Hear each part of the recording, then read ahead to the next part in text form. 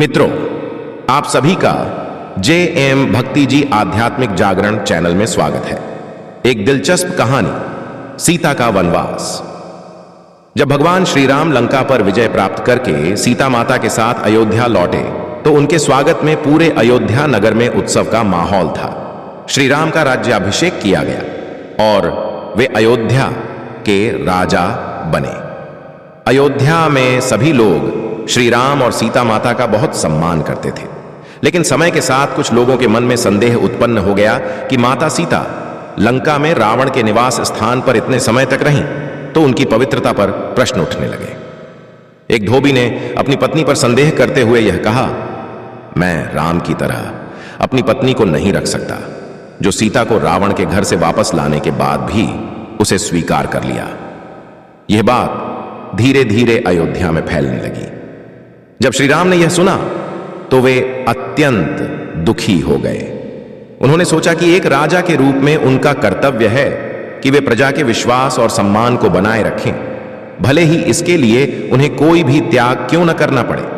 अतः उन्होंने सीता माता से कहा, प्रजा के मन में संदेह उत्पन्न हो गया है और मैं यह नहीं चाहता कि मेरे राज्य में मेरी वजह से किसी को कोई दुख या असंतोष हो। इसलिए मुझे भारी मन से यह निर्णय लेना पड़ रहा है कि आपको अयोध्या छोड़कर वनवास में जाना होगा।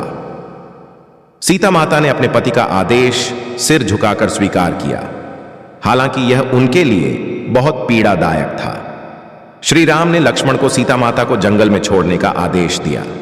लक्ष्मण, जो इस निर्णय से बेहद दुखी थे, ने सीता माता को वाल्मीकि ऋषि के आश्रम में छोड़ दिया।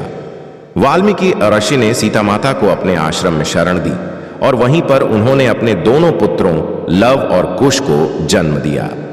वाल्मीकि ऋषि ने लव और कुश को वेद, शास्त्र, धनुर्विद्या और अन्य विद्याओं में प्रशिक्षित किया। समय बीतने के बाद लव और कुश ने अपने पिता श्री राम से मिलकर उन्हें अपने अस्तित्व का परिचय दिया। बाद में जब सीता माता को श्री राम के दरबार में बुलाया गया और उनकी पवित्रता का प्रमाण देने के लिए कहा गया, तो सीता माता ने पृथ्वी माता से प्रार्थना की कि यदि वे पवित्र हैं तो उन्हें अपने गोद में स्थान दें। उनकी प्रार्थना सुनकर पृथ्वी माता प्रकट हुई और उन्होंने सीता को अपने गोद में समाहित कर लिया। इस प्रकार सीता माता ने अपने सत्य, पवित्रता और सम्मान की रक्षा के लिए अपना जीवन त्याग दिया और वे सदा के लिए पृथ्वी में समाहित हो गईं। श्री राम ने अपने जीवन के शेष समय तक सीता माता की याद में अकेले ही राज्य किया।